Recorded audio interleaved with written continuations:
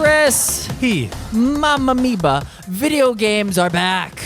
Yeah, it's an exciting time for games. They do make them like they used to. It's that scent of a new console in the air. Is that what that smell is? Either that or Samantha. Hey, guys. I smell burnt toast. Hey. Welcome to the show, Samantha. Thank you. Glad to be here. And Heath, what show is this? Mobius Tubes. Episode 124, being recorded on June 8th, 2025. An exciting season for video game news. We have all the publishers and console manufacturers coming to us with their new game showcases. We've got a launch of the Switch 2 out in the wild. Listeners, Chris has secured his copy, his machine. Can you even make Mii's anymore? That's so sad. I don't think they're part of the bring that ecosystem back. anymore. Oh, no. Yeah. I miss those. Unless you can make a Mii fighter in Smash Bros. That barely counts. That's the only thing I can think of. I don't need that. God, that's tragic. Heath, what do you have to ramble about? I'm good. Rocking your Goodwill find. Okay. Fashionable. So he's trying to better understand the female gaze. First of all, who are they? And what do they want? We're just people. Watching video essays on the topic? At least sending them around. It was the coincidence above anything, Samantha. I didn't try to proselytize because it's a slippery slope. Now my recommended is full of like red-pilled nonsense. Oh, no. Because this outfit, I do be looking like, not to toot my own horn, but the collar is so wide, so broad. Yes, it is. It's very 70s serial killer before they get caught. And I was going to mention the mustache is very synergistic. Oh, yeah. Anyway, we should start with the Nintendo stuff. Let's go over my launch day experience. So the few surprises I've had with the Switch 2 actually have very little to do with the console itself. The few surprises that were in store for me were its arrival. On the day of its release, the Switch 2 was at my doorstep before I even woke up. I woke up in the early morning to my alarm, seeing that my phone had received a phone call mere minutes before from my Walmart delivery person trying to reach me as they left the Switch in the front of my apartment complex. I bolted out of bed. This is Christmas. Christmas came early. Good thing I was there and ready because, man, they made no attempt to conceal what was in that package. Heath, it was just this box waiting out there. In a Walmart bag. In a Walmart tote, basically. Yeah. I've never had any issues in this building, but, man, that's certainly tempting someone to just steal a new console on the day it came out, just waiting there. Apparently begging for it. It was begging for it. So good thing I got to it mere moments after its arrival. Also in the Walmart tote was a very generous can of Pringles and a bottle of Pepsi. Neither of which had I ordered. It was just a launch day funzie from Walmart. Not sponsored. You think the delivery person forgot their order. Yeah. So that was the first time I had Pepsi and Pringles in years, but they've been nice. Getting those calories I need to game my hardest. It's the modern equivalent of the Dorito Mountain Dew. Right. You are capital G gamer. A couple other surprises when I was setting up my Switch 2. One, I booted it up for the first time. I was going through the system setup, setting my time zone region. Always fun. Yeah. I spent way too much time in that screen, actually. I was having trouble finding New York/Toronto for some reason. But I eventually got there. I calibrated my screen and everything. I was briefly skill checked in the setup process. It was mandatory before it would boot me to the home screen and I could play games. I had to at least one time successfully detach the new Joy-Cons. Yeah, sure. Which are magnetized now, new mechanism. The on-screen instructions say, hold down this button on the back to remove them. Now, those magnets are strong on this sucker, as they should be. What was tripping me up was I was applying pressure as I was holding my Switch 2. I was applying pressure on the back, basically towards my face, upward. Yeah. And the way you're supposed to do it is horizontally. The button presses horizontally. That's how you detach them. I had to look up a little YouTube tutorial before I could use my Switch in order to get the Joy-Cons off. So that was all just fun learning curve, getting used to my console. It's also pretty big.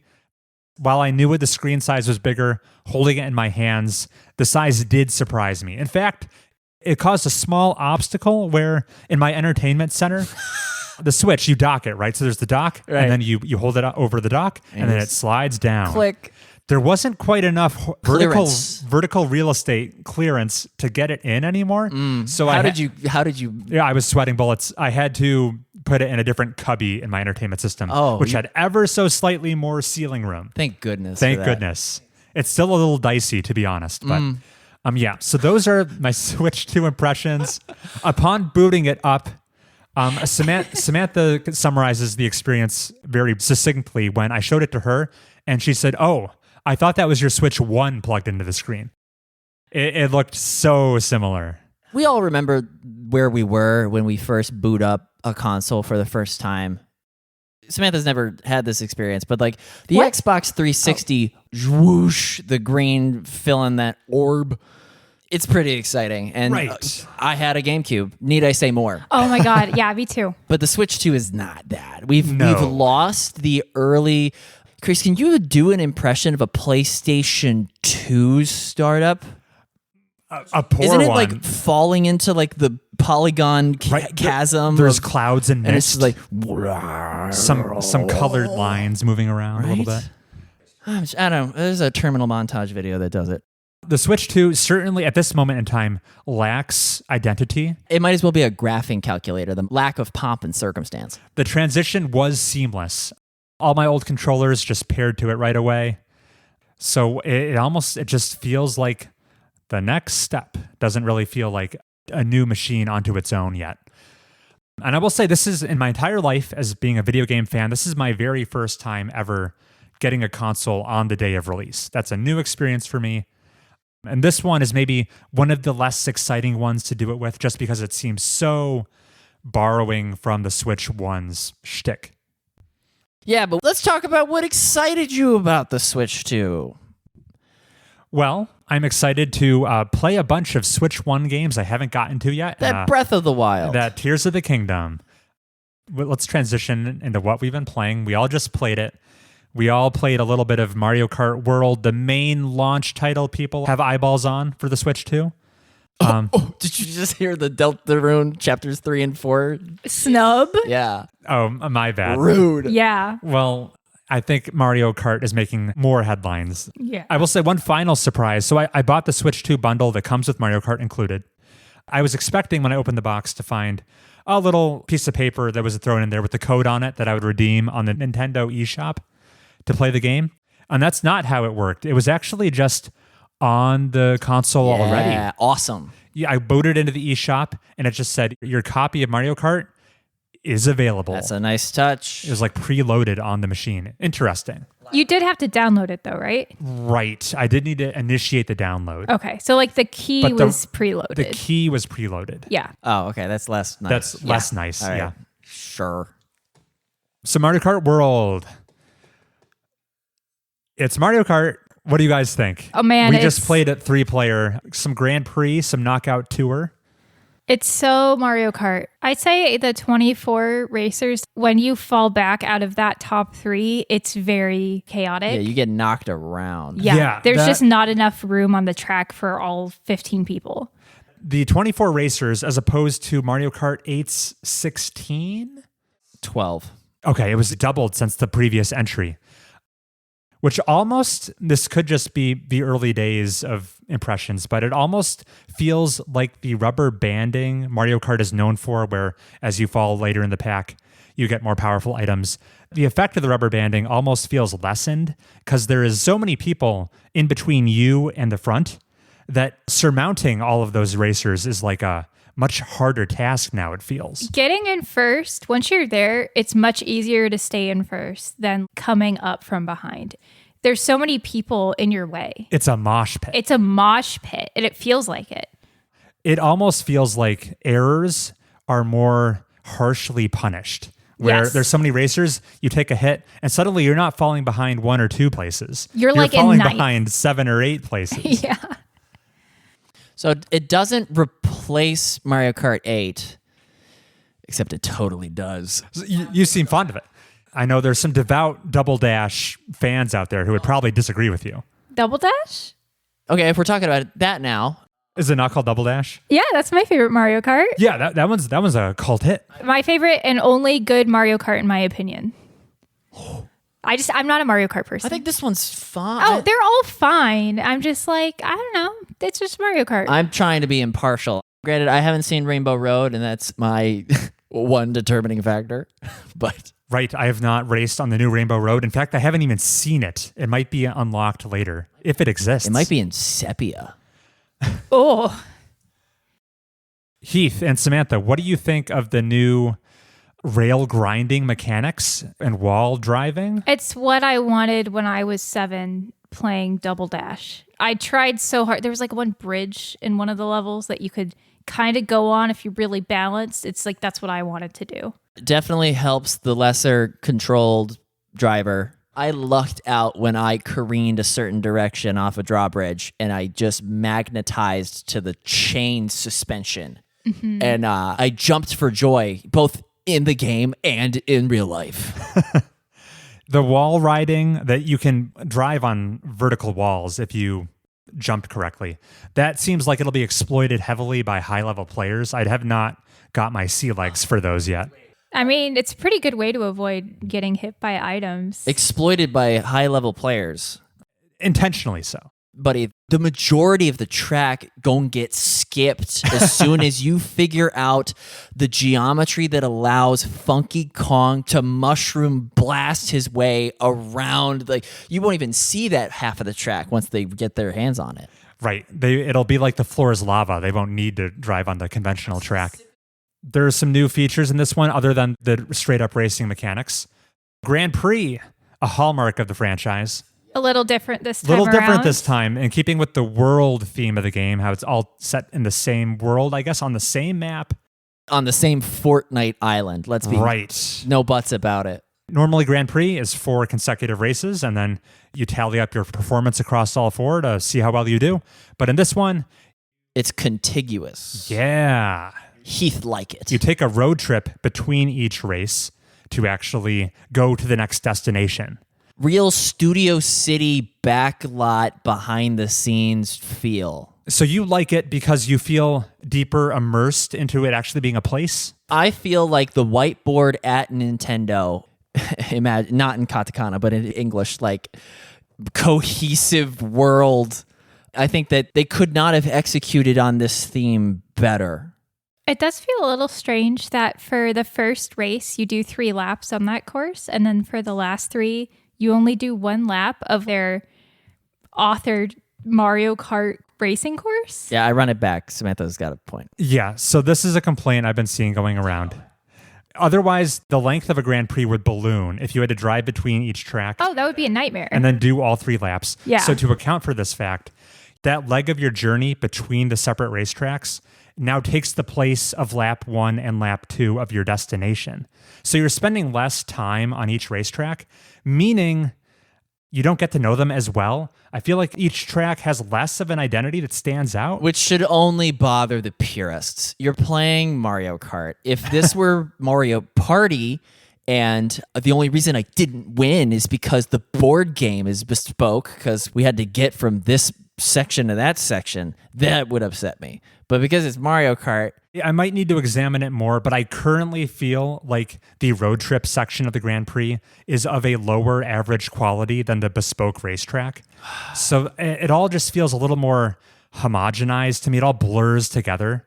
And I think I like that less. I really hope they add an option later in an update, just a toggle to play like classic Grand Prix. fair.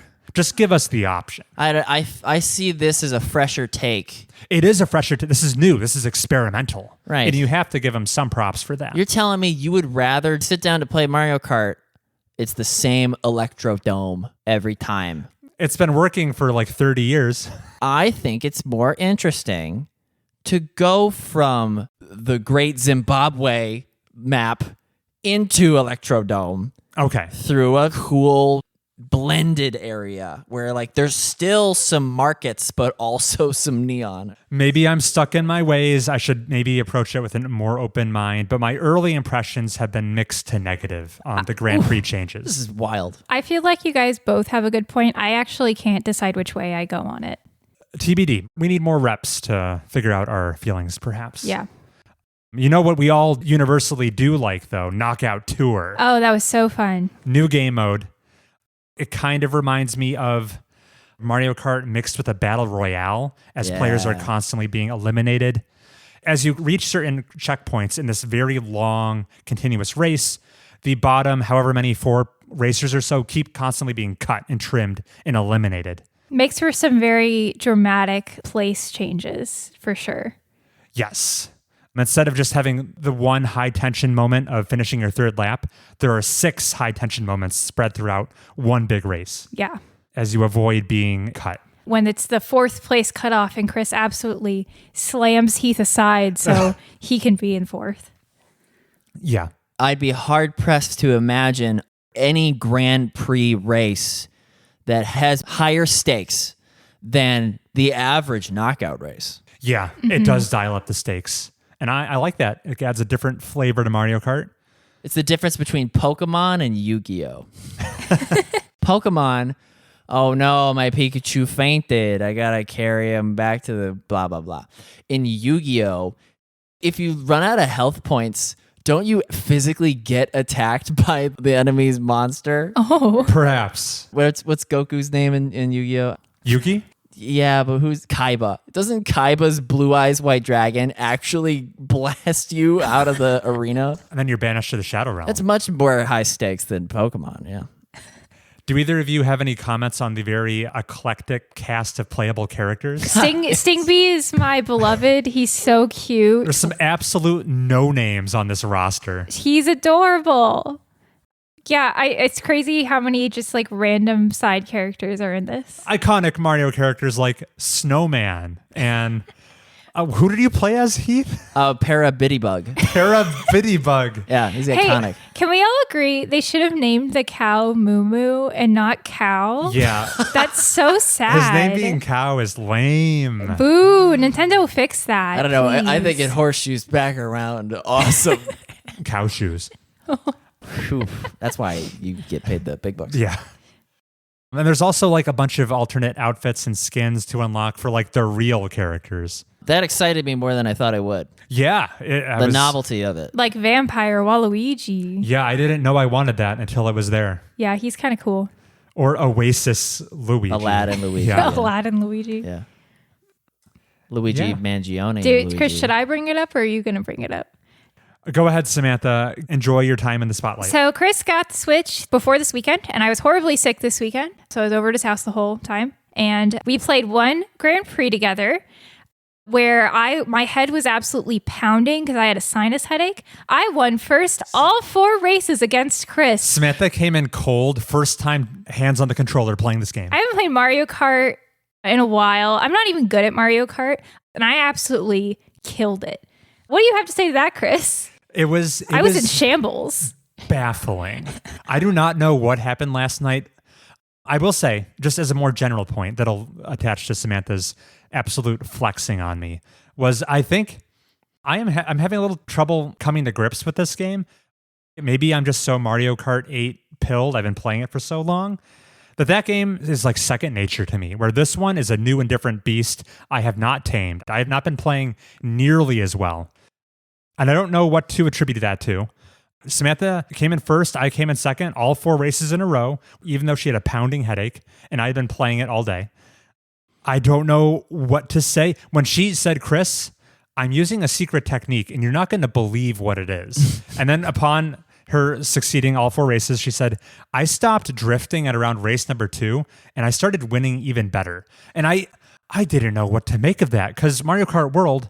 They made drifting even more important. They seemingly made it even more important. You can now drift on straightaways, like charge up the drift and get a little boost. So in the game where ostensibly drifting should be more critical to your performance than ever before, her saying she just stopped doing it and she won even harder made me question as if the game is the game broken? What is going on? It could be that drifting is like very timing sensitive. So if you don't have the timings down, maybe it's not helping you. It's actually a hindrance. Yeah. I don't know. I don't like Mario Kart very much because I'm not super good at drifting.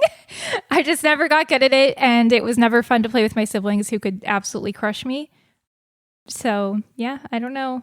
I am that's not it. nearly proficient enough in this game to weigh in definitively. I want to hear analysis from the actually good Mario Kart players and hear what they have to say about this game's meta and techniques. To be fair, Heath won pretty decisively our 3-way Grand Prix, and Heath was definitely using drifts. That's true. It wasn't like a complete hack. However, which one of us was earliest eliminated in Knockout Tour? Oh, Chris. I was using a Game Shark audience. You guys don't know what that is.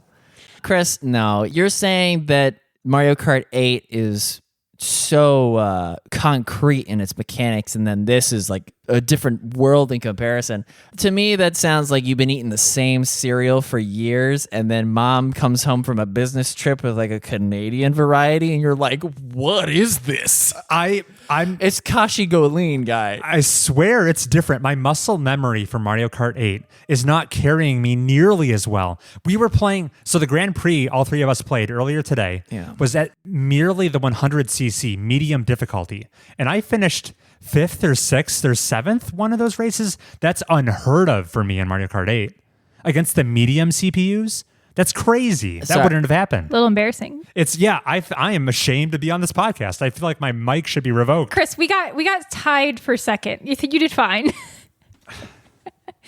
The number of human players involved is the determining factor.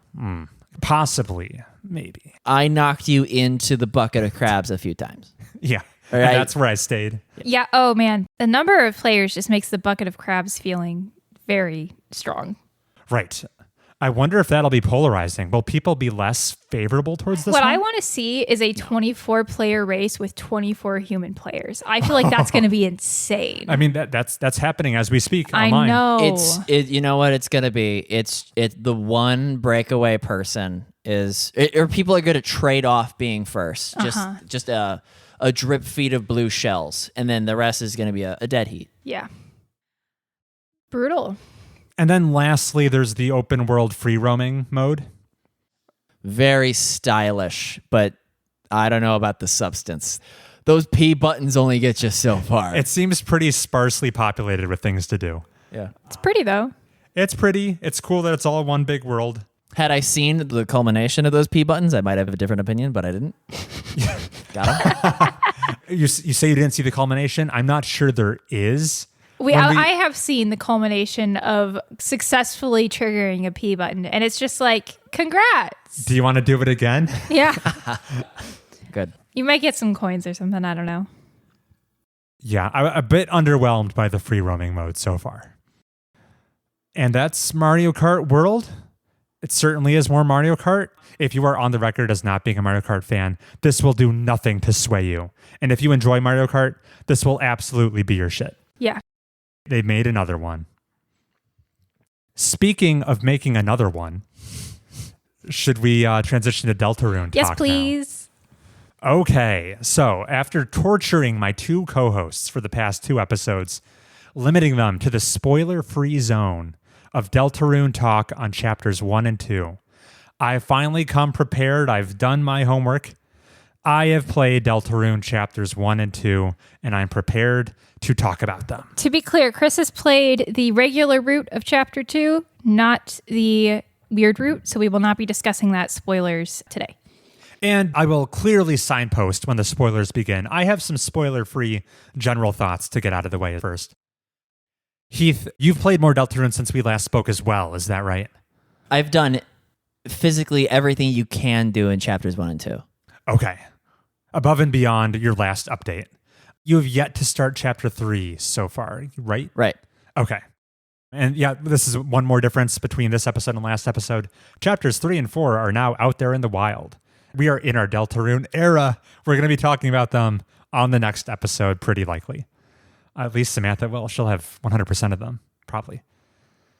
Okay. What did you name your squad? You have the choice of the crumpled piece of paper, the neatly folded piece of paper, and then the one that's labeled Lancer. Yeah. With who I am, the one that felt most appropriate was the neatly folded piece of paper. I don't know what that one says. I became the fun gang. Oh, that. Of course you would do that. I'm the Lancer fan club. What are you, Heath? Initially, wait, isn't it just You read the paper and it says Lancer, and you're like, we can't both be Lancer. And Lancer's like, you guys can be the fan club. Yeah. All right. We're already in the weeds. Let me get us back on track. Deltarune, it's the sequel to Undertale from Toby Fox. This is one of Samantha's favorite games. It's inspired Heath and I to play it. It is a somewhat similar setup to Undertale, with a human character inhabiting a world of monsters and making a lot of friends along the way. In a turn-based, Japanese-inspired RPG style game. The main thrust of my general thoughts here is, in our earlier discussions with you, Heath, and Samantha, you both seem to be in agreement that the combat in Deltarune was more enjoyable than Undertale's. And when I pressed you for specifics on why that might be, I think the answer I received was along the lines of, there's a lot more greater variety of gimmicks and unique mechanics that show up in Deltarune's fights to keep things fresh. Am I misrepresenting your thoughts on the subject? Go on. I mean, yeah, No, just let him continue. Sure. Say what you have to say, Chris. Okay. And I think you two, maybe perhaps if that was indeed the argument, undersold how much of a glow up. Oh, okay. All right. If you're going to praise us, you should have just led with that. We both had our hands at our hips ready to fire back. Yeah, we were like, Chris is absolutely setting us up. No. You undersold how big of a glow up Deltarune's combat is in comparison to Undertale. You could have got me to play this game months ago, Samantha. All you had to say was that there's no more random encounters present in Deltarune.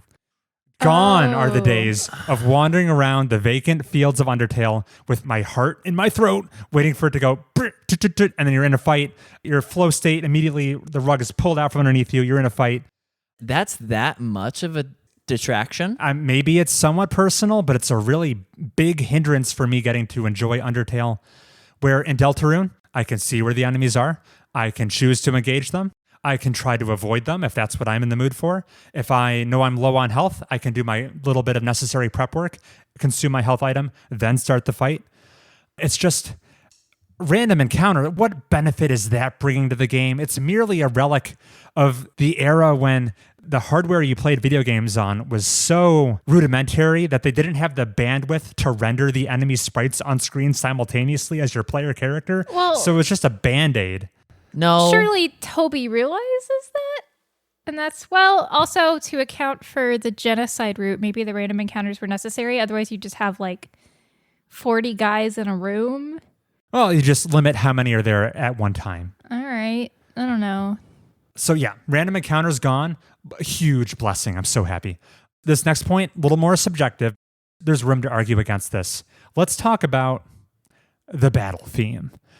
Undertale, a game synonymous with having an excellent soundtrack. In fact, on this very show, in our video game soundtrack bracket battle, us co-hosts collectively named Undertale the best video game soundtrack of all time. Correctly.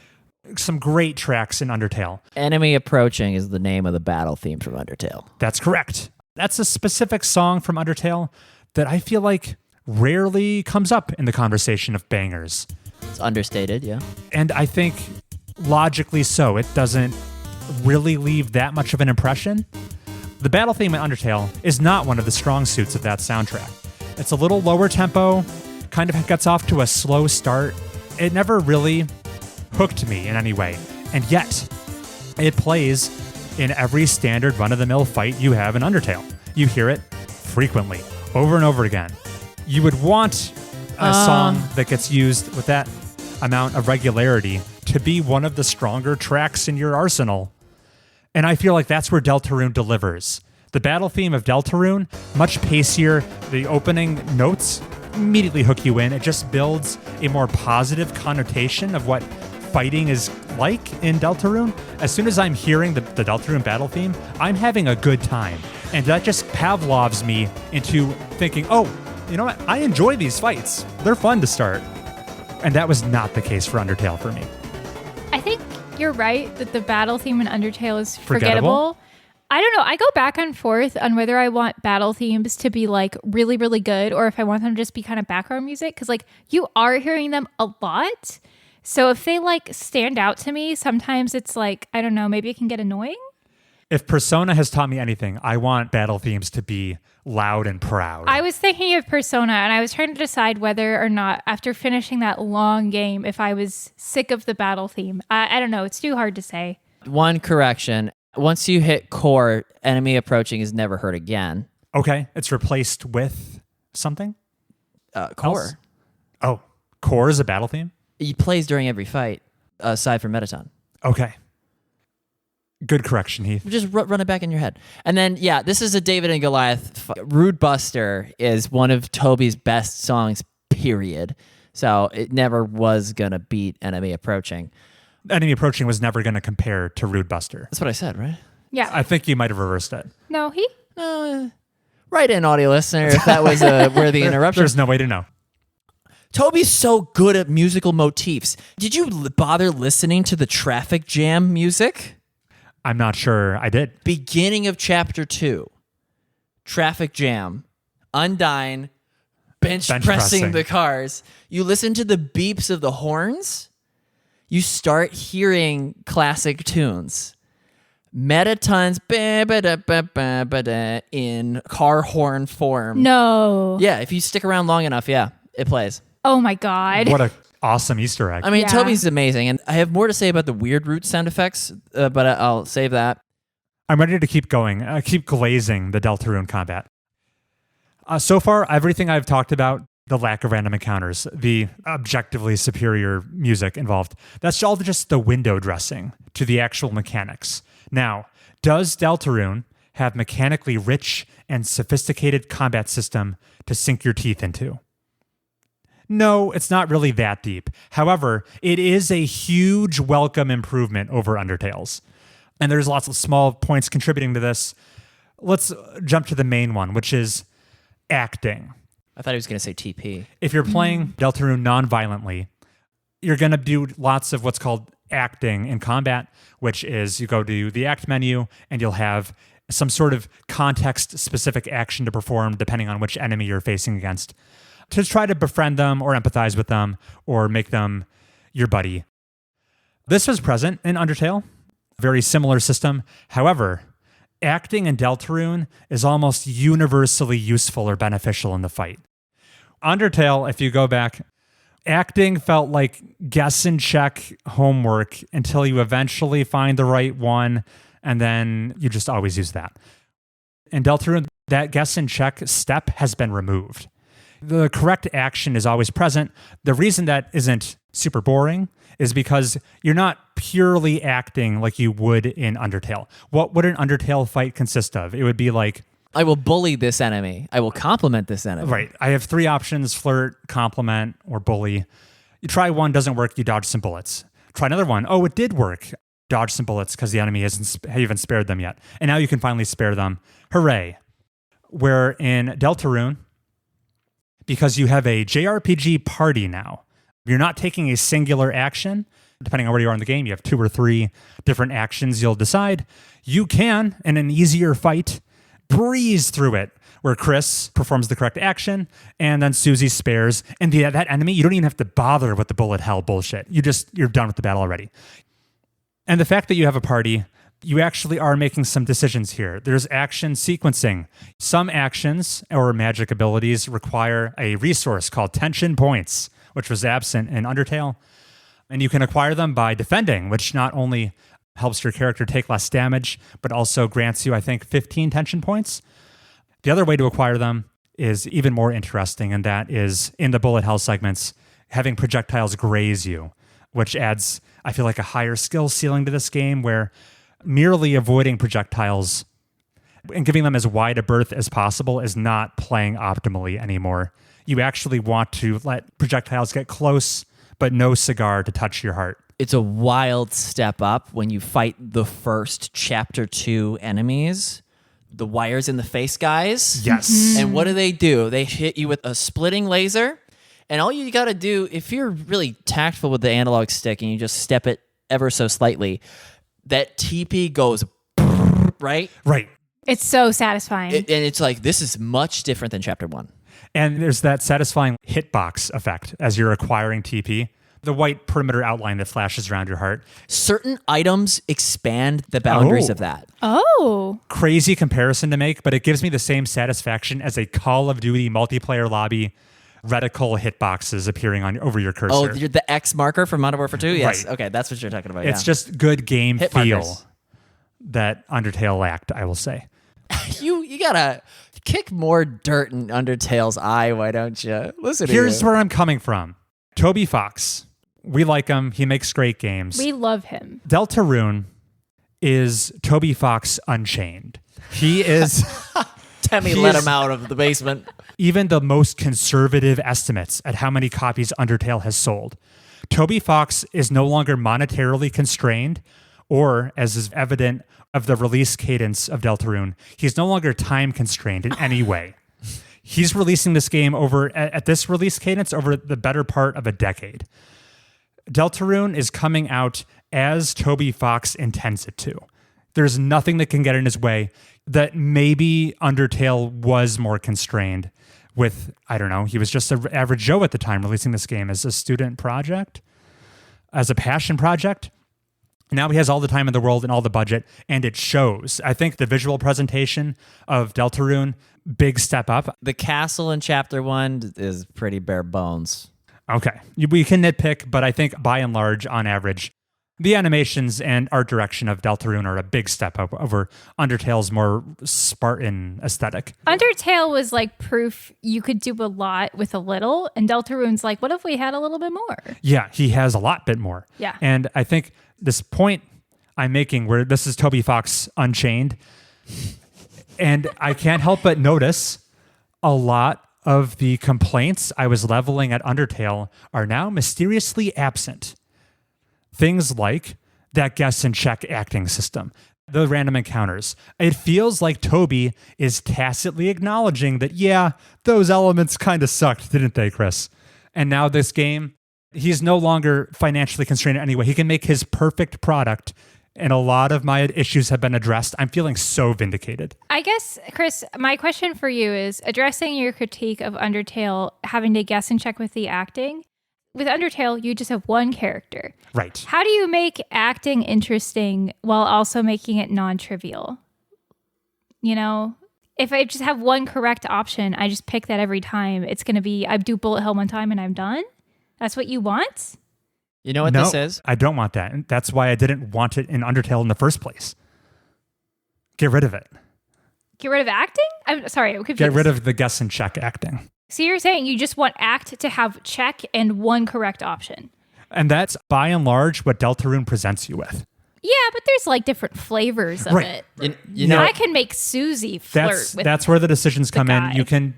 You can dedicate multiple party members' actions to do enhanced versions. You know So what? what I'm saying is that makes it more interesting. Sorry, Heath. I'll get to you. But in Undertale, it's just me. So I can't make somebody else do it. There's just right. one option. And I think for that's a fundamental design flaw. him. Okay, Heath. Pizza. Y'all eat the crust? Yes. Some Sometimes. people don't eat the crust. Sometimes, yeah. Some people throw away the crust. If I'm hungry. Chris is hypercritical of Papa John's pizza because they don't do anything with the crust. And suddenly, Papa John starts to sprinkle some Asiago on the crust. And he's like, finally, they listen to me. Now they know what they're doing. When in reality, it might have just been like an embellishment that they were going to do anyway. They could but- charge this much more for it. Yeah, and it was like cost effective for whatever reason. There's like a global surplus of Asiago. But Chris is none the wiser. He's like, I'm so vindicated. They should have done this a decade ago. Everybody eat Papa John's from now on. Fuck Little Caesars. And me, I like pizza either way. I'll eat fancy stuffed crust, whatever. The bar, my pizza the quality threshold is so low. It just needs to be like not cold. So I'm inclined to be like, yes, Chris, you did it, buddy. Good job. You fixed Undertale. Patting me on the back. Retroactively. Whatever, buddy. Let's talk about anything else. I do like the enemies being present in the overworld, but that's just because I think a lot of them are cute. I like to see them. And here's the thing, like, oh, the Deltarune fixed it. No more random encounters. Buddy, how do you... When Clover comes out of nowhere and you have to do that 3-headed boss fight, and that's a lot of guessing and checking in the acting, right? Clover? Well, Informed guessing and checking. Oh, but that was authored? Like, that wasn't a random battle?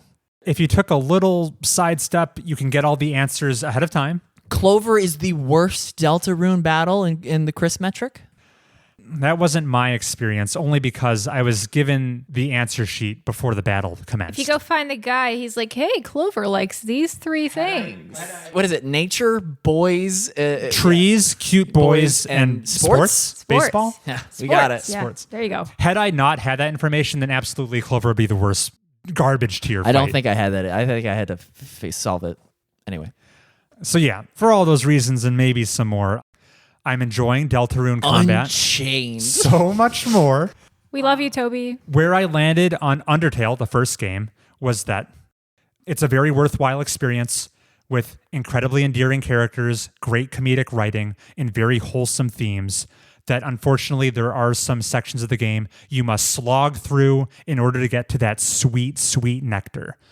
In Deltarune, the sequel that I've played the first 2 parts of thus far, everything I like about Undertale is still present, as strong as ever, and the slog areas have been vastly improved. So I am just so much higher on this game.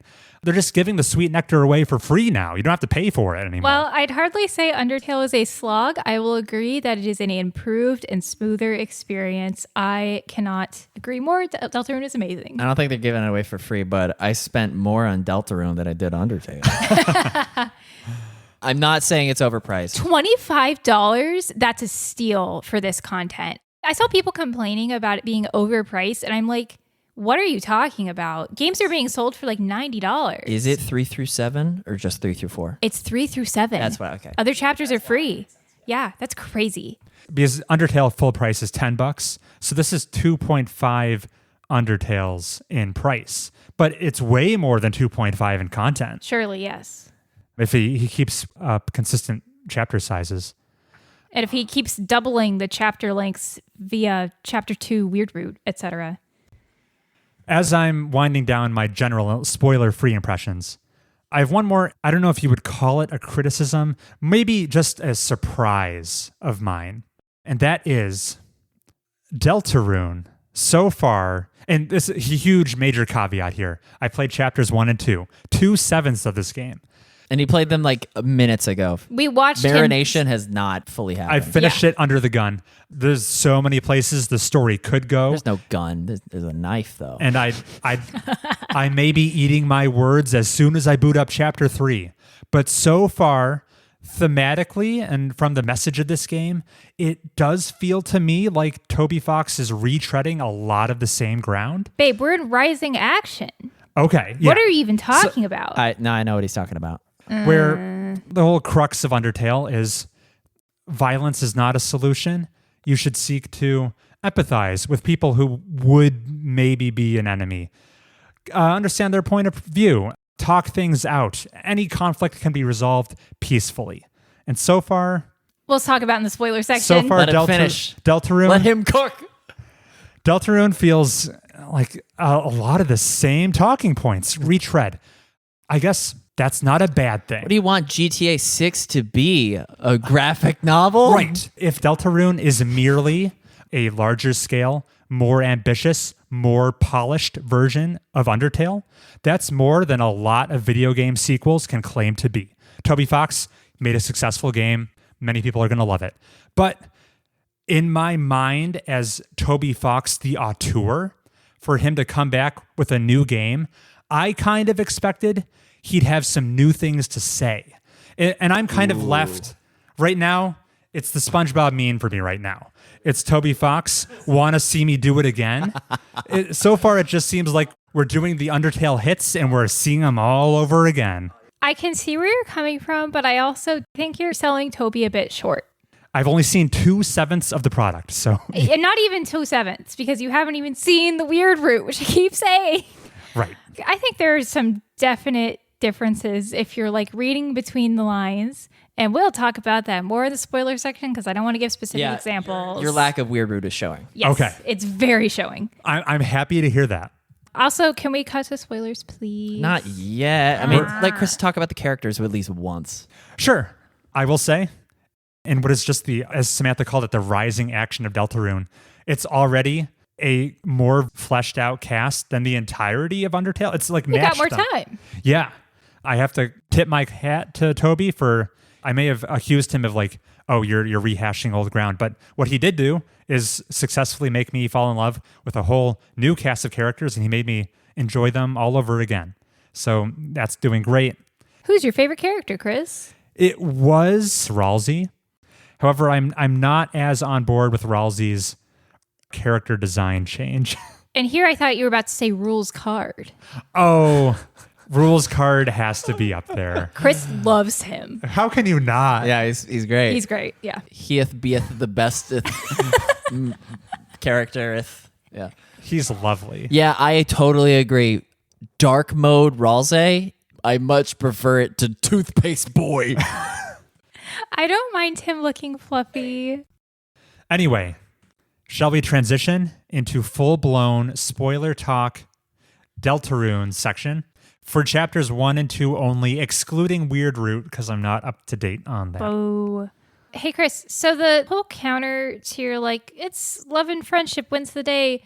The first big bad boss ending of chapter 1, you literally do try to save the day by being friends with him, and it bites you in the ass. And it would have absolutely killed you had not Lancer come through. But you know what saves the day? All those friends. Yeah, all those friends you made. I'm just saying, it's kind of like saying you can't befriend everyone. Ralsei even says that at the end. Like, Right. he's like, I was the one preaching love and friendship the whole time. And it turns out it's a little bit more nuanced than that. Yeah, so he did say that. He is Undertale Toby Fox in your ears saying, yeah, I understand sometimes bullies like need to just be put down. I don't know. I think you're looking at it to surface level. If you're only seeing like, oh, everyone's my friend, that's great. There's a lot more subtext going on here, a lot about your personal agency, what it means to make a decision, how in control of things you are. There's a lot of things I want to talk about with that. Keeps coming up. You're right. There are wrinkles thrown in there. I want to see more nuance introduced, but right now He can't give away the plot in the prologue. You know? sure. But Let him cook. I don't know if you can claim right now that Deltarune's core ethos is sometimes bullies just need to be put down. I think you're right. Does Toby Fox love a good friendship wins the day moment? Yes, he does. But so does every single anime I've ever watched.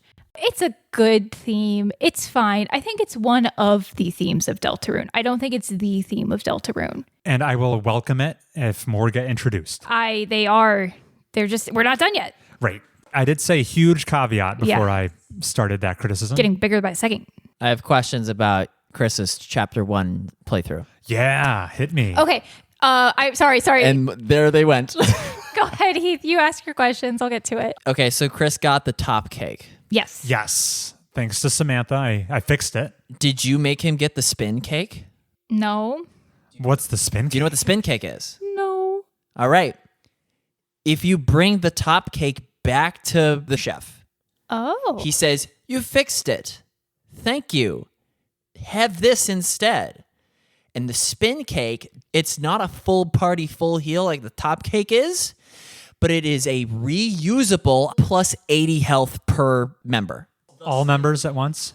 Yeah, and you can reuse it. Samantha, I'm reloading my save right now.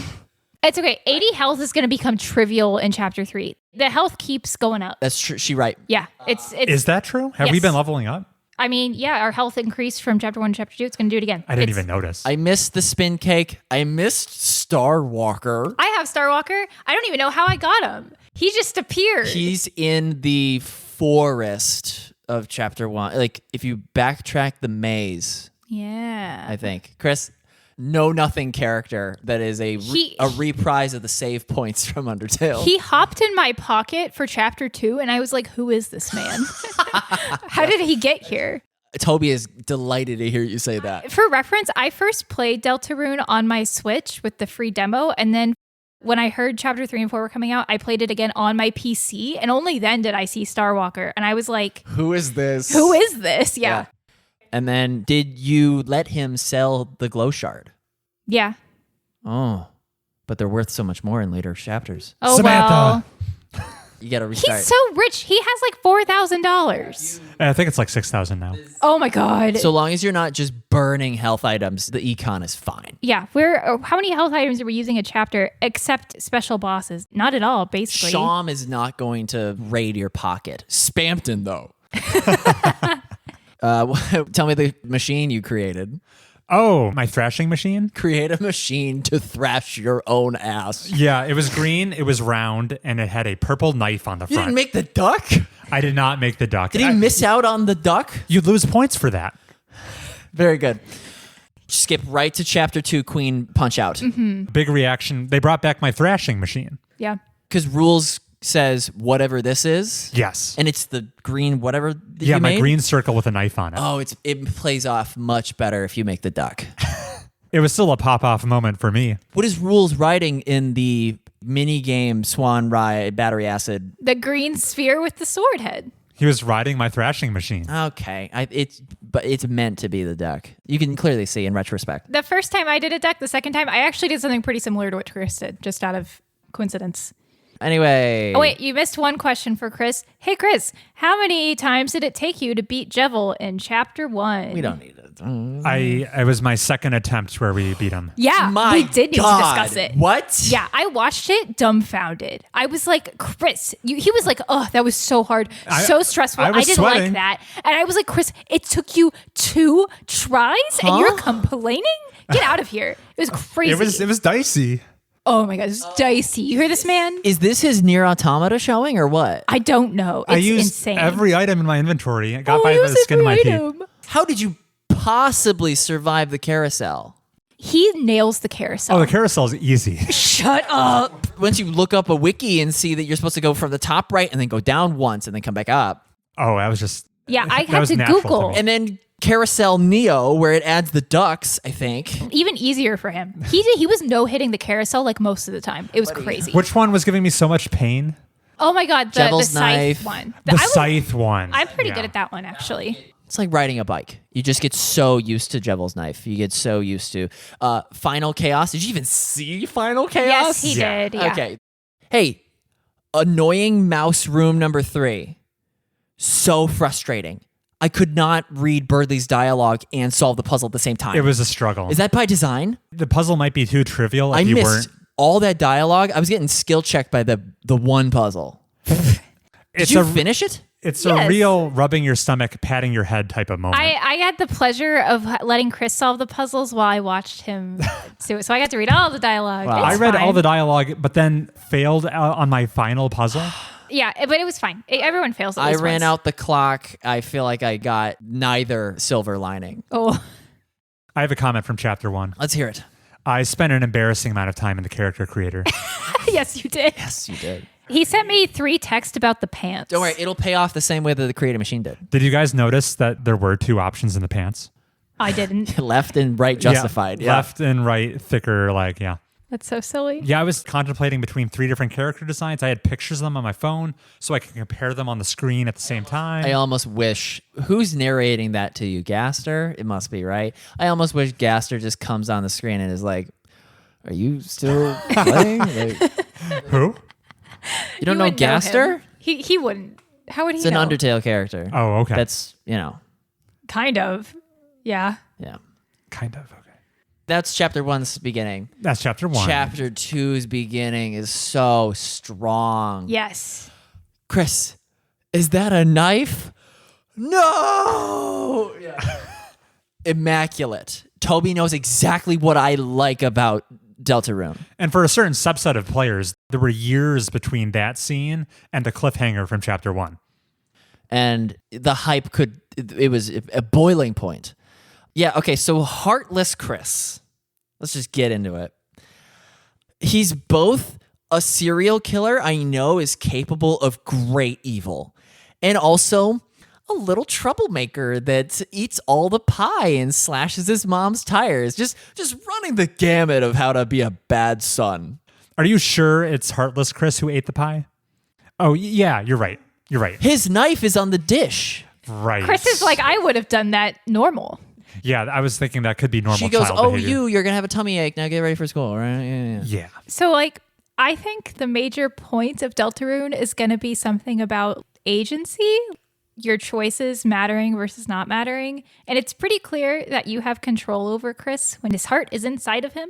And when he tears his heart out, all of a sudden he is an NPC. The heart is a soul, yeah? Yes. The heart, yeah, we are controlling the heart. We are controlling the soul. Chris, there was something in chapter 2 that I don't think you picked up on today that I watched you do, which is during the carousel scene, you are in charge of Susie's dialogue. Oh, she means the Ferris wheel. And yet, when you tell her to do things, she is not responding to you. She is not correctly doing the actions that you are choosing. Something interesting because you aren't really in charge of her. Yeah, you have your eyes closed and you're imagining what Susie's up to right now. Yes. And yeah, there was something along the lines of Susie thought to herself, what would Chris say in a situation like this? And then you pick something arbitrarily, and then she's like, maybe Chris wouldn't know what to say after all. And if you look at all the dialogue, you can see that your choices are completely independent of what she's saying. It just happens to line up coincidentally enough that you feel like you have agency, but you don't.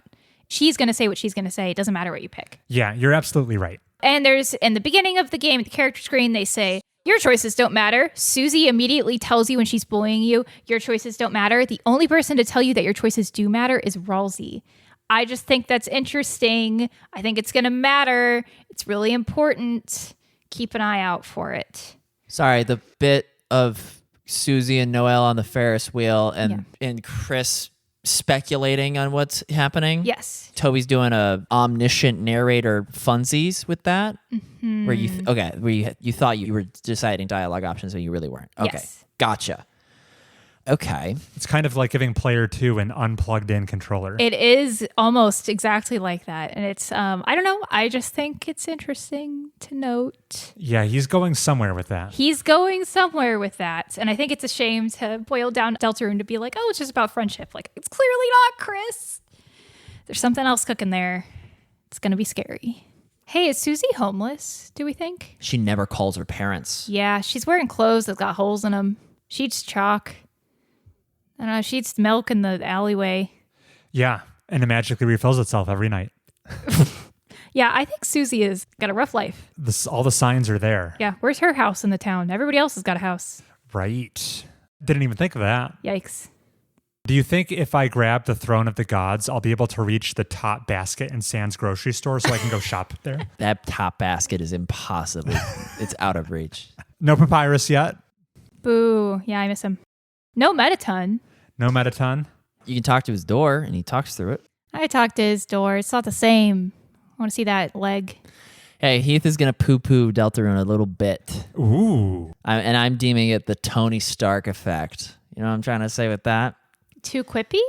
As soon as Iron Man becomes the most popular anything in that cinematic universe, all these other characters like Thor and Ant-Man, they adopt snarky, like everybody's kind of a comedic character, and you see it in this game too with like Asgore and the Snoopy dancing in the cyber Dark Fountain world.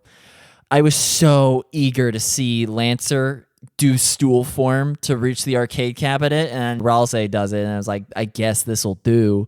Granted, Lancer acknowledges it in your inventory. Oh. He's like, let me be this stool next, or something like that. I love Lancer. Oh, yeah, he's great. He's top 2 character. But yeah, I think that everyone kind of converges on the funny phenotype.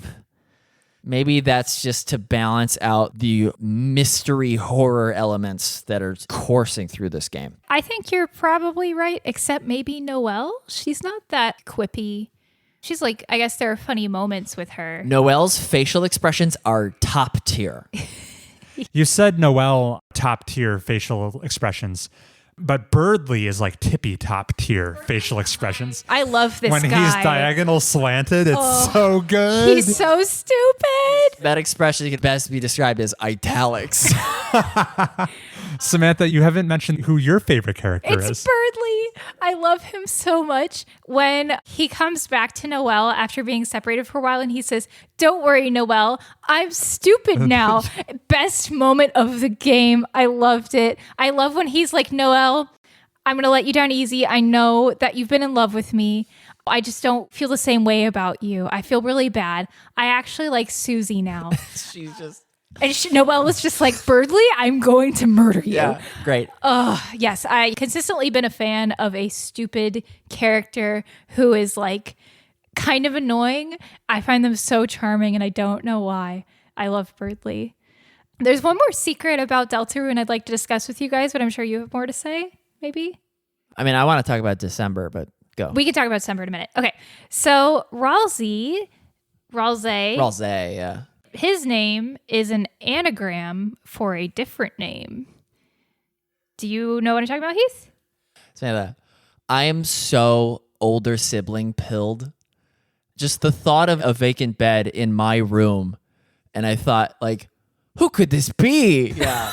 And then mentions of Azrael in college. It clicked for me far too late that he's my brother. Because I'm like, brothers are younger. I know from experience.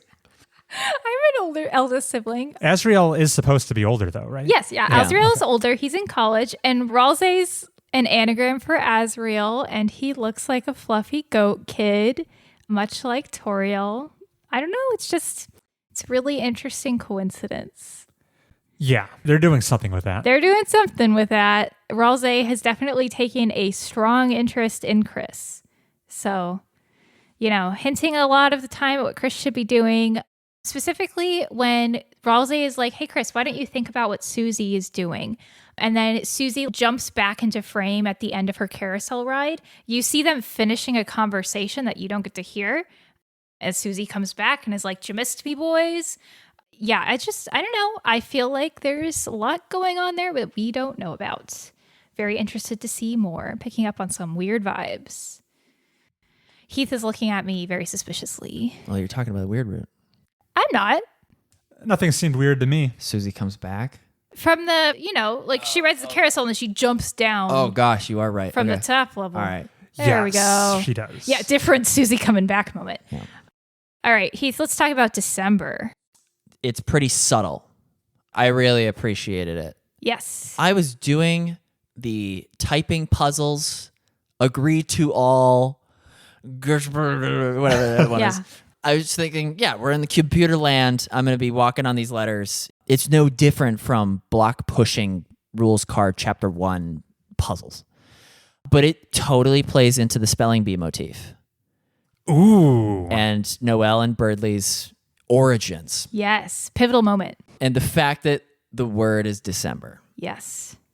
Did you notice when you're spelling the word, you go through these like black screens where it shows your outline right after And Noelle? she goes through like the penultimate one, I think. And it's like she's told a story about her childhood, and it like when they pass through, it's outlines of their kid selves. I noticed that for the first time watching Chris do it. Wow. And I was like, that's so charming, such a sweet detail. It does Chris's? I only saw Noelle's. I only saw Noelle's. Okay. Yeah.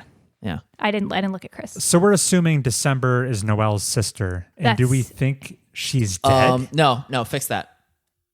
I fixed that? I thought Noelle's sister's name is Des. Yeah. Des is a nickname. We fixed that.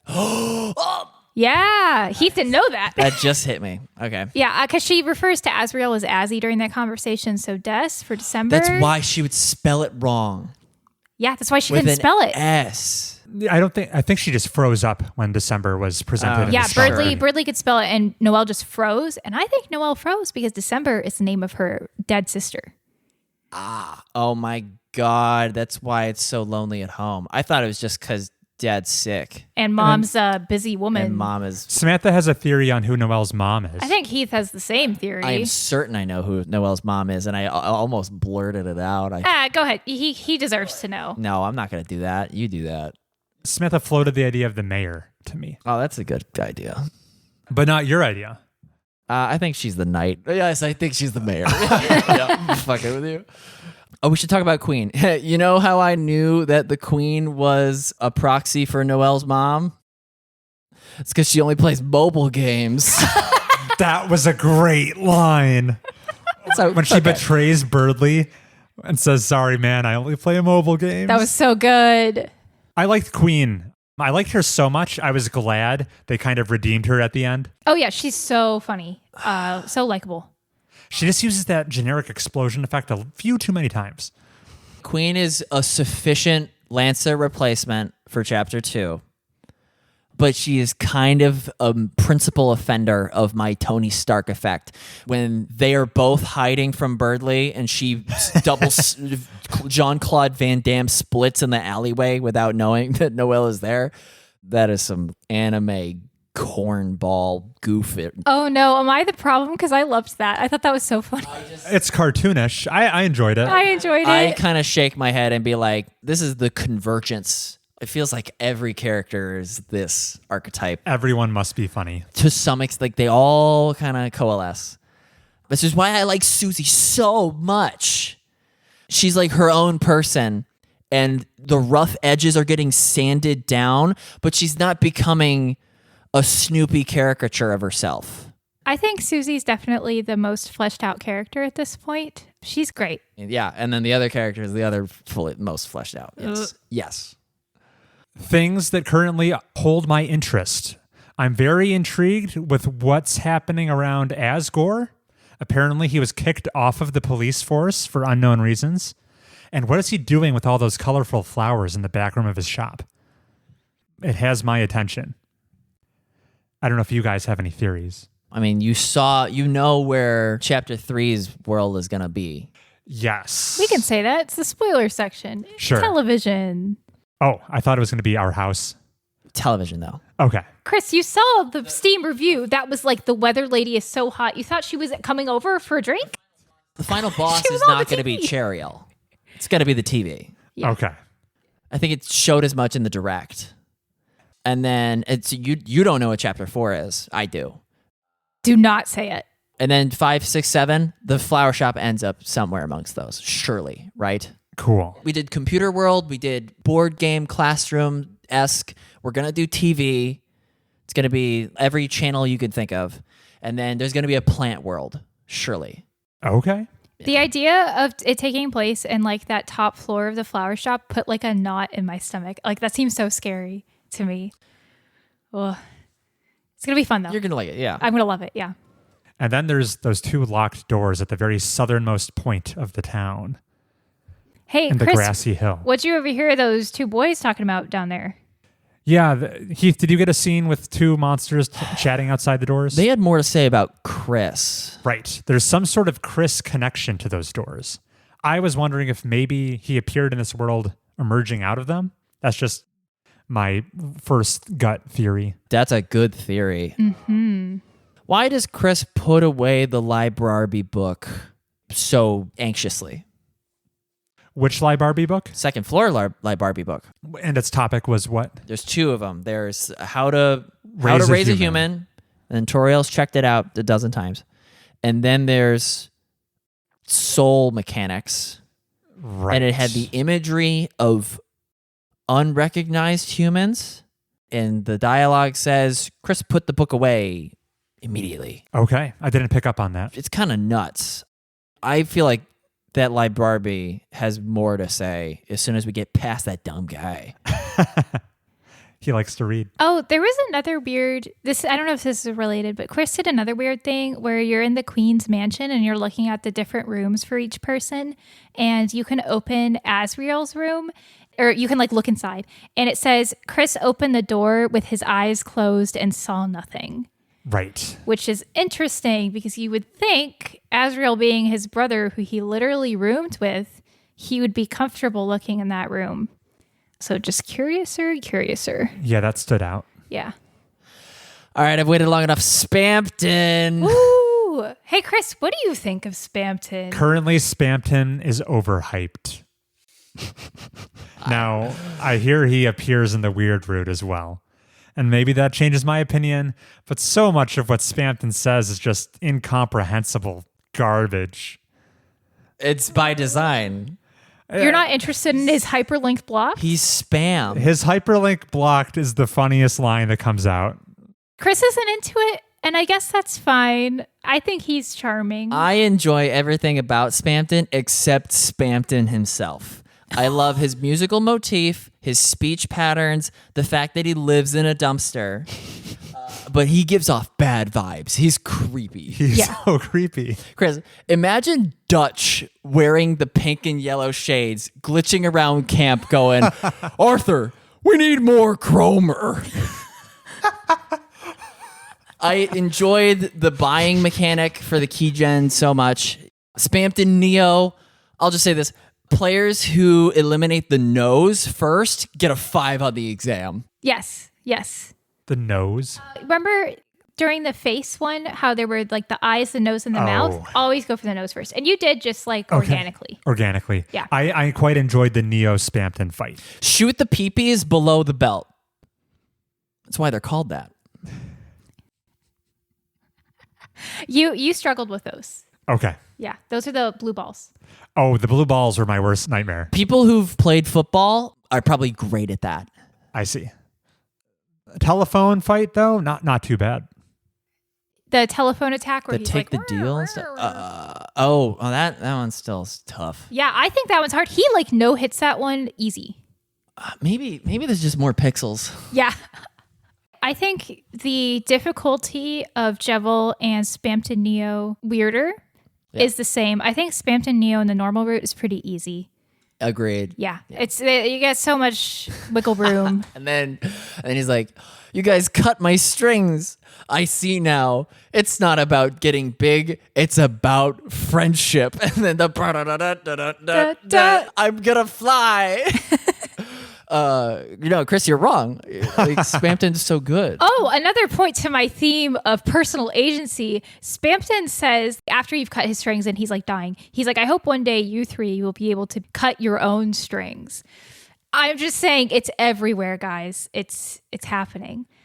It's happening. When Spampton is originally bullying Chris before Rousey and Susie come in, and Spampton is like, do you want to get big? Chris was like, yes, sign me up, because Chris is like one of those guys. As is Heath. Yes. Heath would take that deal. I'm tired of being the little sponge with my $4.99 life. Yeah. I love that he calls me a little sponge. It's so funny. We don't need Mike. Mike. Can anybody hear me? Yeah. And then the line, what? I didn't hear anything just now, but it sounded like he was talking to you. Oh, yeah. That's top tier. I want to know more about him, like, so badly. Oh, I think there's not much more you need to get. That book is open and shut. So good. What's everyone's favorite song? Attack of the Killer Queen. It's so good. I love it. Even Birdley's rendition of that is great. Yes. I liked it more seeing it in its proper context. Yes. I also like Smart Race quite a lot. Smart Race plays when? When you're on the bumper cars and Birdley's fighting you. Okay. Yeah. That's a bop. What's yours, Chris? I'm really partial to Fields of Hope and Dreams. This is Core all over again. Fields of Hope and Dreams is awesome. Are you just naming Undertale songs? This No. is like the song that plays in the background when you're walking around in chapter 1. Oh, that is a great tune. It's great, yeah. When you think the song has reached its natural conclusion and then suddenly Toby hits you with the surprise saxophone, I come alive. What's your favorite song, Heath? I'm just boring and I like Rude Buster. That's a good one. It's a good one. That's all of Deltarune we're allowed to talk about. I have one final question. What age kid would you give this game to? 12 and 13 and up. I was going to say 10. Middle school, up and up is fine. Because so much of it seems appealing to a general audience, especially focused on kids. A lot of it's really good messages, likable characters. But especially from what I've heard about the Weird Route, it seems like it could be tonally clashing. It's not super violent. It's just going to be scary. Also, I think if you go much younger, they're going to get skill checked. I see. Yeah, there's nothing inappropriate. Yeah. I was curious, so I looked up the SRB rating, and it's Deltarune has the higher age rating compared to Undertale. That makes sense, I think. T for teen. T for teen. Yeah. Killing Flowey is visually more adult rated than anything that happens in Delty. Yes. Okay. And then you grow up and you're old enough to understand the subtext of Delty Chapter 2. And that's rated M for mature. Yeah. Is this weird route we're talking about? Yeah. Very scary. Okay. Yep. I can't wait. You can't wait. Cool. And that was Deltarune. I'm sure this will not be the last time you've heard about it. Yeah, because we're going to talk about it We're next gonna talk time. about when next episode. We play more. Sorry, Dan. You've got to strap in for some more. You can punch the baseball in the queen fight. That's for Dan. That's for Dan. And with that, we'll take a break and we'll come back with some publisher draft competition.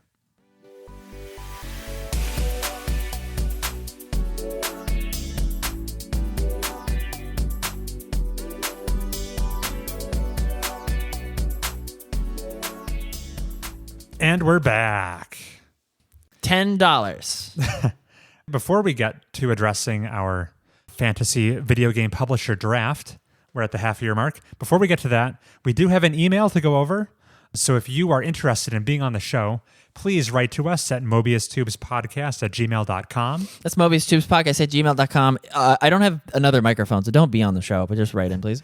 We've been really enjoying this drip feed of emails we've had over the past 3 or so episodes after the kind of the drought we experienced before that. So please keep them coming. This one is from Benjamin Glue. Sticky. Hey guys, love having Samantha as part of the pod. After listening to your favorite board games, the list sounded really solid and gave me a few that I need to try. Here's a recommendation. Have you tried Spirit Island? Yes. It's an all-time favorite in our house. You choose your own spirit at the start of the game and must defend your island with the native people against invading colonists. I ranked it on my list. It is simple to learn, but very deep, and your spirit gets stronger as the game goes on, with lots of viable strategies.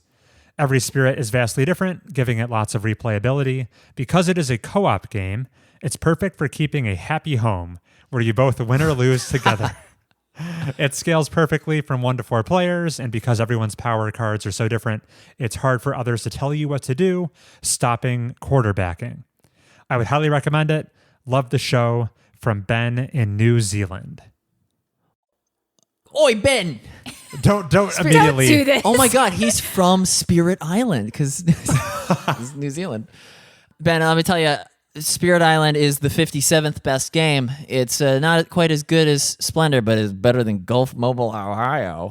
Ben, if you like games that are cooperative, I'd recommend the Pandemic Legacy series. It definitely has like tense moments, but at the end of the day, you're working together with all the players. And I think it's like, essentially, it's a legacy game, which means you play it like over and over again, but you are moving through a plot. So it's a cool, like continuous plot while also being a fun board game. I'd strongly recommend it. Thank you for the recommendation, Ben. Just to answer your question, Heath and I have played a little bit of Spirit Island. I was briefly infatuated with it 5 years ago or so. Got really into it, but as quickly as my love affair blossomed, it then rapidly died out. If I were to sit down and be forced to play a thinky cooperative game, Spirit Island is absolutely the game I would reach for. However, the experience I was looking for a board game night, for some reason I have this bias against cooperative games. I have very few in my collection. Chris hates teamwork. It's weird because I don't mind it in video games so much, but for board games, it just doesn't quite give me the satisfaction of besting a flesh and blood opponent. Where I don't need that from a video game for whatever reason. I don't know why. This is totally a me thing. But no, Spirit Island is one of the better co-op games out there. It's a good recommendation. I will just warn any listeners who have not played it themselves and are thinking of trying it out. It is not for the faint of heart. It is one of the more complex games out there. If you want to learn it, you definitely can. But it's not an easy breezy pick up and play game like a Ticket to Ride or something. Chris, your hatred for cooperation is why you were the only one to lose Cosmic Encounter in our most recent playthrough. That is not true. That is not true. No, that's not true. Heath was the loser. Oh, he was? Oh, no. I'm catching cosmic strays over here. Oh, no. I'm sorry, Heath. Oops. I like cooperative games, Chris. I think you're a hater. Yeah, I'm just a known cooperative board game hater. I can't really explain it. I don't have a good reason. Chris is like, if I can't beat someone in an auction, I don't want it. I snooze. Okay. Thank you, Ben. Thank you, Ben. Thanks for saying I'm a good addition. Appreciate it. Very nice. Okay, so it is time for us to finally readdress the competition we began back in January of this year. Heath, Samantha, and I have drafted a list of video games releasing across this calendar year, 2025. We are taking on the role of a fantasy video game publisher, trying to release the most critically acclaimed games all year long. Back in January, we all drafted a lineup of 8 games, which we will refresh your memory on right now. Heath. This is Heath's fictional company.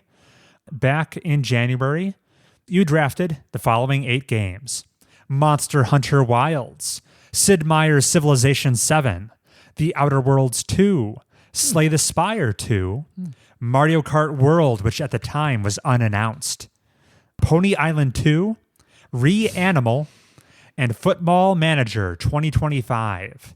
Now, in the following 5 or 6 months since then, 3 of your games have released and 1 has been canceled. That one being Football Manager. I pity you for that. I didn't need it anyway. Anyway, the 3 games that have come out at this point have netted you a total of 47 points. Oh, Agent 47. That is your current standing. You still have 4 more games on your list yet to release that are expected. Moving on to me. Thank you for helping me come up with the name. I am CE Project Red. Who are you thanking for coming up with the name? You, Samantha. Thank you. Back in January, I drafted the following 8 games: Metroid Prime 4, Doom the Dark Ages, Avowed, Ghost of Yotai, Citizen Sleeper 2, Grand Theft Auto 6, Kingdom Come Deliverance 2, and Assassin's Creed Shadows. In the following months, I've had 5 of my games have released, and Grand Theft Auto 6 has been delayed out of this year, netting me 0 points for that game. Specifically, Woo! I knew the risk reward. I had to take the shot. In total, I am sitting at a cumulative 73 points right now. Crap. To Heath's 47. Granted, I have had 2 more releases than him. Heath, the reason I make the point is because after that podcast, Chris was like, wow, wasn't that a cool name Heath came up with for me? And I was like, who am I to you? Yeah. And last but not least, our current frontrunner, Sammy Holdings, Samantha's company. Woo. Her 8 games she drafted were Elden Ring Night Rain, Split Fiction, The Legend of Heroes Trails Through Daybreak 2, What? It was supposed to do better. Rift of the Necrodancer, Like a Dragon, Pirate Yakuza in Hawaii, Did well. Claire Obscure Expedition 33, Did excellent. That did really well. 2 Point Museum, and Professor Layton and the New World of Steam. 7 of her 8 games are already out, and she is at exactly 100 points. Oh, wow. So, Samantha, you're currently in the lead, but today is Heath and I's chance to try to catch up, even the playing field a little bit. Heath, just so you don't get too excited coming down on me, Chris and I's expected scores are 1 point apart. Yeah. We are equally your enemy. Yes. Aye. I don't know what is feeding into this algorithm, but according to the website we're using, a Fantasy Critic, Samantha is projected to have 137 points. I'm projected to have 135. And Okay, Heath, you're 2 sitting points. at 106 right now. Because it doesn't know that Slay the Spire is going to absolutely kill it. Get more than 100 points. It's going to be crazy. 110. So, how today's game is going to function is slightly different than the pure draft format we did earlier. Hey, we're in summer video game news season. In the past few days, we've had a Sony State of Play, we had Jeff Keighley's Summer Game Fest, and we had Xbox's showcase. So there's been a bunch of different games announced in the past 3 or 4 days. We each have 4 vacant slots we have room to fill on our respective rosters. Instead of doing a draft format, since there's so few spots, we are going to have an auction where we're going to be bidding on what games we acquire to fill up our remaining 4 slots. We've introduced a couple of rules we're trying out this time. Each of us has a budget of $100 to spend. With our 4 vacant slots and $100, you would kind of expect the average price of a game to go for about $25 in this auction. However, what might bring prices down a little bit is we're instituting a rule that will convert any leftover dollars you do not spend out of your $100 budget. Any leftover dollars can be converted into points at a rate of $5 equals 1 point.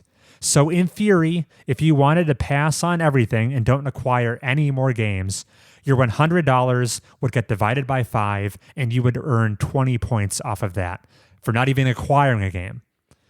That would be the equivalent of a game scoring 90 on Metacritic. So but just one game. But just one game. So clearly you're going to want to acquire some games here. If it's 4 games, that's 5 points apiece. Right. Yeah. Does anyone have any questions for me on the rules? It's a little more complicated than the last time we did this. I will have to ask you about games I have on my list if they're allowed in our league. Right, because we have certain rules, like I think DLC is not eligible. I think remasters are uneligible. Okay, I've earned the right to nominate the first game. Is this a blind auction? No. It'll be round and round. I don't know why that was so funny. I think I'm going to put up a somewhat known quantity that's coming out soon. No risk of it being delayed. Coming out later this very month. I want to nominate Death Stranding 2 on the Beach. Yeah. From Hideo Kojima, the sequel to Death Stranding. A game Heath is anticipating playing. Story seems bonkers. Now remember, for every multiple of $5 I bid, I'm sacrificing a point I could keep. So with that in mind, let's start the bidding at a nice breezy $10. I was going to say 15. $10. It's worth at least 15. What I out of your don't mind? really want this. I think it's going to be pretty mid in Score terms an of 80, performance. 82, 84 at most. What do you think the original Death Stranding scored? 83. 82. So if everything played out as Samantha is painting this picture and it scores 82 points, that would be 12 points in our competition. And the fact that I bid 10, that's kind of like me sacrificing 2 points. I'd be netting 10 points. Oh yeah, the 2 for 10 is fine. I'm just saying there I can get a better deal. Okay, you think there's some other things you're jonesing for even more. I want to be a big shot. I bid Chris. 15. All right. Heath bids 15. And I'm just going to edge him a little bit, say 16. What are the other games that are available? I mean, there's other flavors of Kojima because you could bid on Metal Gear Solid Delta. I'm not Is gonna- that eligible? I think so. Okay. Can you check, Yes. please? Chris, you can have it for 16. Okay. Death Stranding 2 on the Beach I'm not going to regret it. has entered my roster. It cost me $16. I think that's a reasonable price. Yeah, I would agree. Samantha, what are you nominating? I'm nominating the new game from the team that made Tetris Effect. Lumines Arise? Luminous. It's not spelled right. Just don't ignore that's how it's pronounced. All right, Luminous Arise coming out in the fall. Yeah, this was announced during the Sony State of Play. Let's start it at a 10. A crazy number to start at. Yeah. Where'd I get that from? I mean, Tetris Effect did great, but this is lacking that Tetris je ne sais quoi. Same team, same pedigree, but a less popular franchise. The Luminous Cinematic Universe? Right. That it is. I'm going to edge Samantha and say $12. And I want to stay in it. I'll say 13. This isn't a trap. I'll say 14. 15 and I'm not going any higher. Yeah, but Metacritic is just like professionals. Yeah. They're not going to rate like, oh, this isn't Tetris. I'm comfortable saying 16 again. Wild. Actually cracked. Okay. I will say 17. Heath is out. Let's make it 18. What are you I guys feel like you're thinking? charging me a premium. You don't even care to own this. I care to own it if the price is 18. All right, 19. Ooh, the next threshold approaches. Yeah. Ah, You care that much? do I care that much when I have other games in my back pocket? Other games that I know about, I'm going to eat up.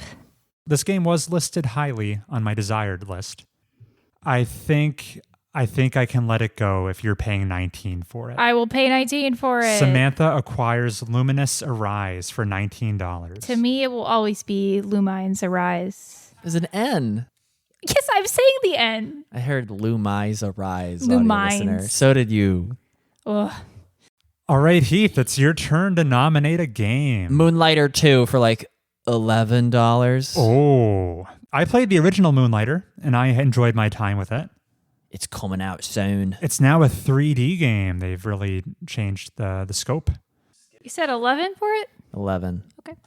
I believe Just let me have it. I'm out. Wait, let me just quickly double check.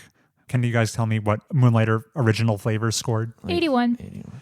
All right, I'm out. At least. Sold. Wait, Samantha's still in. No, he's got it. He's got it. Okay, Heath has Moonlighter 2 for $11. And now it's back to me. I think this is eligible because according to the Fantasy Critic, it's a remake and not a remaster. How about Tony Hawk's Pro Skater 3+4? I think I'll open the bidding at 5 and we'll take it from there. 10. Is this going to come out? I think it has a summer release date, Oh, so yeah. pretty Yeah. safe. A month's time. This is the second in the remake series of this franchise. 11. Oh, my broken record. 12, 13. I'm out. 15, 17. What do you guys see in 19, Shouldn't have baited me into doing my research, Chris. 19. 21. Oh, you want even more than Lumines. Is there more kickflips in this? 22. 25. I'm out. It is Samantha's for $25. I expect that game to score in the 90s. What? You're Because hearing it here first. It's going to shred? Tony Hawk Skater 1+2 did pretty well. 89. And Tony Hawk Skater 1 and 2 are lower rated than 3 and 4. So I think 3 and 4 is going to do even better. That's a level of research I didn't do. And that's why I didn't say anything until we were done. I almost let her have it for 21, so I'm glad I got her up to 25. Ugh. Well, it's got to come out sometime. Let's see who's willing to risk it all on Hollow Knight Silk Song. She said the words. Because Microsoft was like, we swear up and down it'll be available on our not Switches. It has appeared in both a Nintendo show and an Xbox show. No release date in either, but they were both promising by the end of the year. Yeah. We've heard that before. We've heard that before. Which is why I'm willing to pay $1 for it. This is Highway silly. robbery. That's silly. $10. And I'll bring it up to 15. I will be out. Have fun, boys. Let's do it. All right. Our whole podcast career has just been a collision course to this moment. If it comes out, just 19. Heath, you and I were bickering over acquiring this game back in 2020. Yeah. Before our balls dropped. I'll raise the price to $20. I mean, it's diminishing, but it still returns $22. $24. It's going to score in the 90s. What did the original Hollow Knight get? Probably like a 94. I think it got like a 91. I just Googled Halo. 90. Okay. You said 24? Yes. 25. Then I'm out. Interesting. Interesting. Could we have bought Blueprints? We could have in the original outing. How much did that get? Gosh. It was in the low, like 90-ish, Oh, God. 91. Fuck me. Would have been sleeper Chris, hit. did you know about it yet? No. Okay, never mind. I didn't. I couldn't have drafted Blueprints. I wouldn't have known. Hey, Chris, if Final Fantasy Tactics was available, would you have nominated it? Yeah, I would have. That game's going to score ooga booga points. It's going to be big. 25 going once. There's only one score to look at, Chris. Yeah, but I'm just figuring out if I don't win this here and now, what else am I picking up? And there's always that small chance it slips yet again. I'll say 26 for it. It's yours. Hollow Knight Silk Song for $26. That was Samantha's nomination, so it's over to Heath's turn. Silent Hill F. Silent Hill F. Yeah, that was on my shorter list. I bid $2. What's the projected release date on that? Spooky. Fall. Fall? Okay. Heath bid $2 on it. A lot of confidence emanating from Heath's corner. The Silent Hill franchise is feast or famine. Yes. The recent Silent Hill 2 remake turned out pretty well. Not by I the think same the team. people- yeah, it's not the same team. I see. How did This is I the know that? JV You did it. squad. We're in a different universe right now. With that new information coming to light, I think I'm going to sit this one out. I pass on Silent Hill F. $2, you pass. So I'm looking for my notes. I mean, I think it's worth $3. Oh my god. You know what? It's yours. What? Yeah. Congratulations, Samantha. You took the bait. I think it's gonna score in the mid 80s, and I I, got think her, that's Chris. gonna be fine.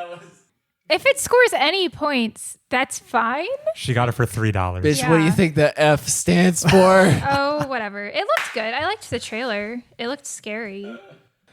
All right. Let's keep this not Monster Train Just going. wait until I have 4 games and I'm just nominating absolute dog shit for you guys. And we have to? No. No, you just pass. Okay. Whew. So far, I've acquired 2 games. Samantha's acquired 3, and Heath has acquired 1. Yeah. How about we circle back and do Metal Gear Solid Delta, the remake of Metal Gear Solid 3, and coming out strong with my bid of $1. Okay, so this is low 80s as well. This will never hit above 85. You don't think so? I think the people that would be reviewing this game will tell you that it's got ample polish, but lacks the auteur fingerprint that is Kojima. Okay. I don't know if I want to let Chris have it for $1. So I'll let you fight it out, Heath. For $1. It's worth $2. $3. For Delta, I mean the music alone. $4. $5. I think Chris wants it more than he's letting on. He's trying to scam you. He wouldn't keep one-upping you if he wasn't. He's trying to scam me? Yeah. We've now reached the point where it's costing me 1 point. So He doesn't nominate garbage. Right.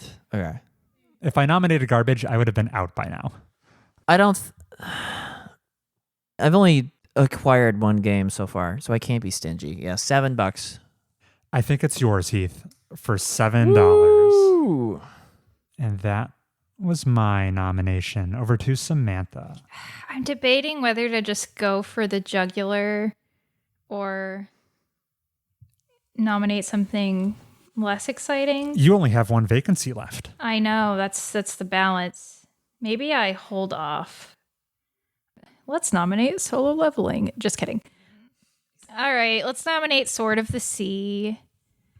Sword of the Sea. Everyone's favorite. It's the new game from the team that made Journey and the other one. Well, some share DNA with that game company, but it is a different studio. They made Abzu and The Pathless. Yeah, okay. Very artsy indie game. It's a thing that critics like. When the trailer for Sword of the Sea was shown in the Game Fest, you would think it was Journey 2 to begin with. Yeah, I know what you're talking about. Desert dunes and I everything. can't wait to hear this bid. $1? Oh, come on. It's at least $3. I just want to see where things are. I'll snap it up for 4. I think I'm out. I think I don't want to fight you guys for it. Interesting. $5. Wait, how many games do you own? You and I both have acquired 2. And you? I'm being conservative because I have 3. I don't want to be out of the bidding for Chris's sleeper hit.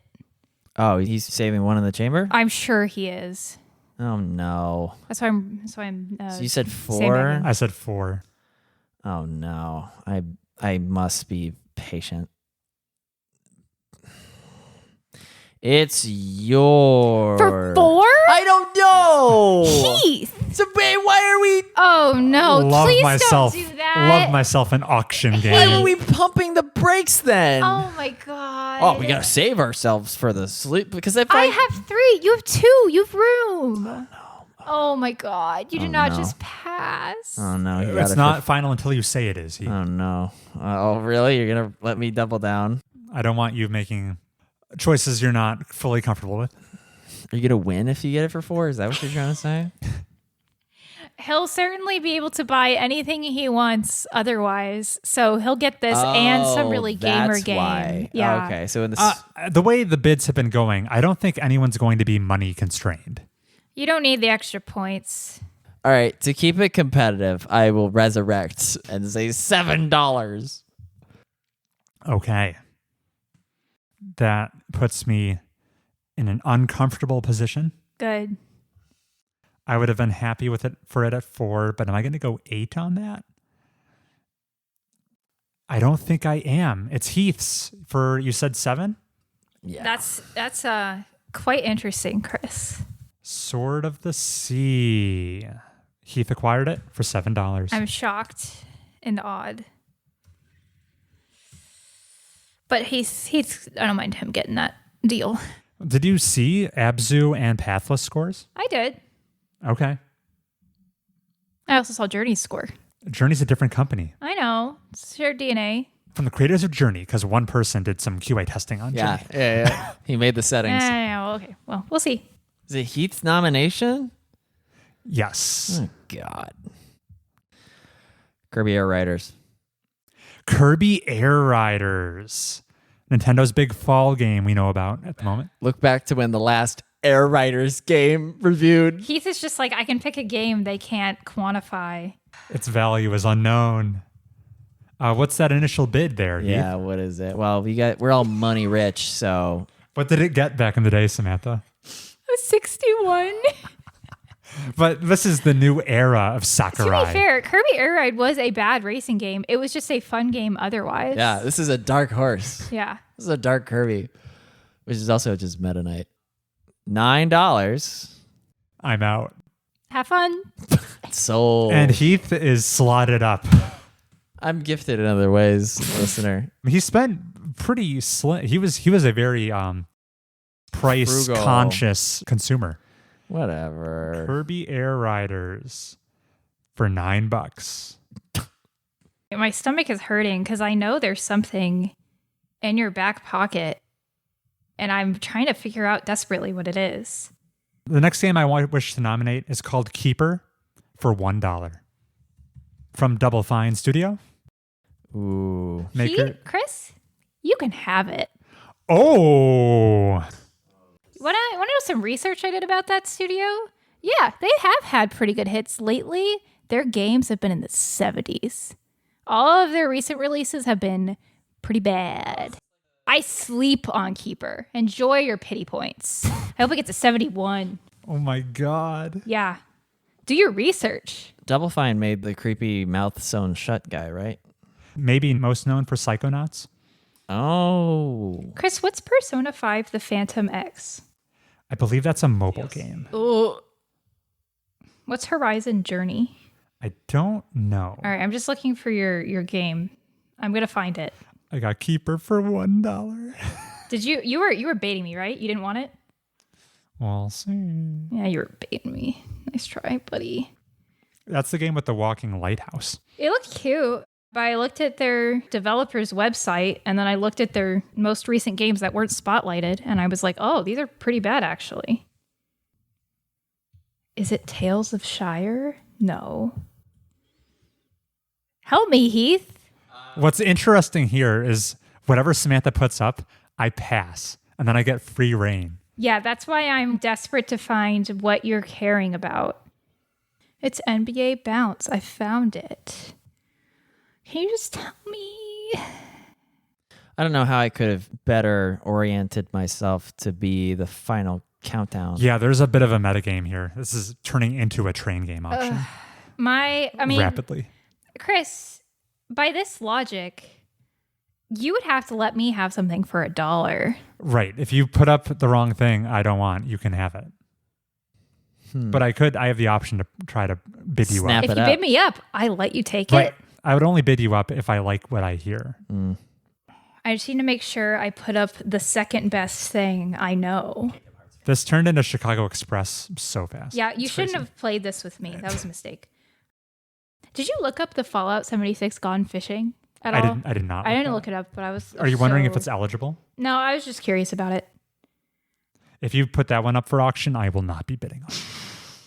It looked So cozy. All right, Chris. Call of Duty Black Ops 7, $1. Eat it up, Samantha. It's all yours.